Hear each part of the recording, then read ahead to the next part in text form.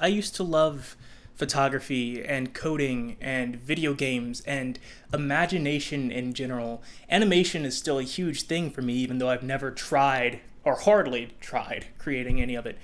And I used to be so full of life and wonder and, like I said, pure imagination. That was a few years ago. What happened? A lot of you who are watching this video don't know me, so I'll reintroduce myself.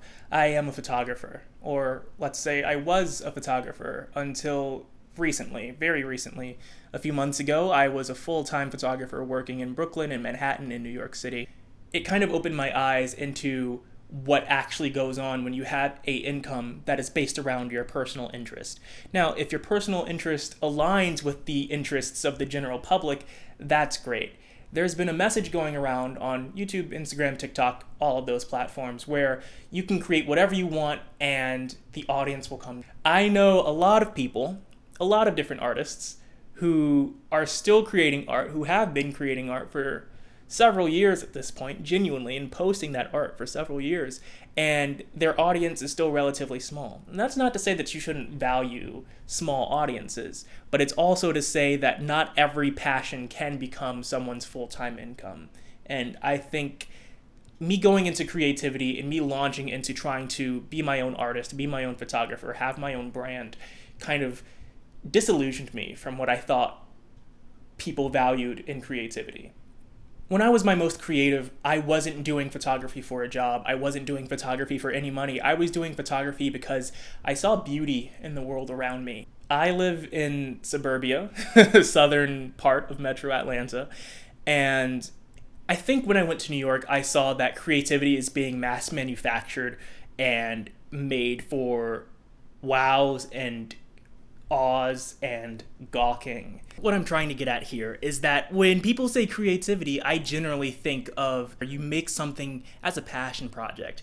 And from what I've seen, in a lot of creators, not every creator, but in a lot of creators on YouTube and a lot of creators out in the real world and a lot of creators on Instagram Reels and TikTok, passion projects kind of dwindle the larger you get, and I hate that. And the larger I got, my passion projects dwindled as well, and it killed me. It killed me from the inside.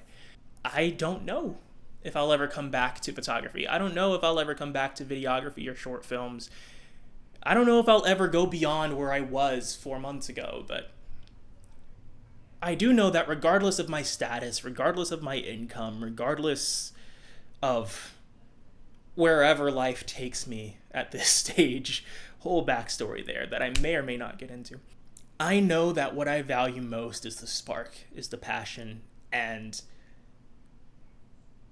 seeing these YouTube channels with 500,000 or a million or 2 million or 4 million subscribers and seeing them find their niche and kind of getting into a groove where it becomes more of a robotic workflow for them rather than something that's from a fire inside of them. I want to keep that fire inside of me. I never want to get to that point where people dictate what I upload.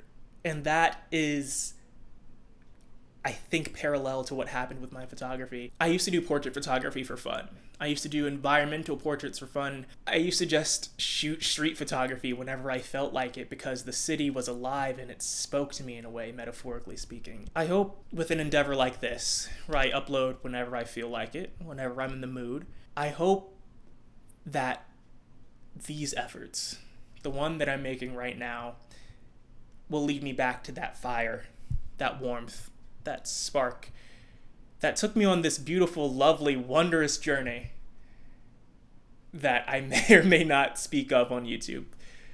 It's been a long life, and I have lore that some people care about and some people don't, but I miss being creative, and I would like to try to get back to that. How, when, I don't know. But why is because creativity is what drives me.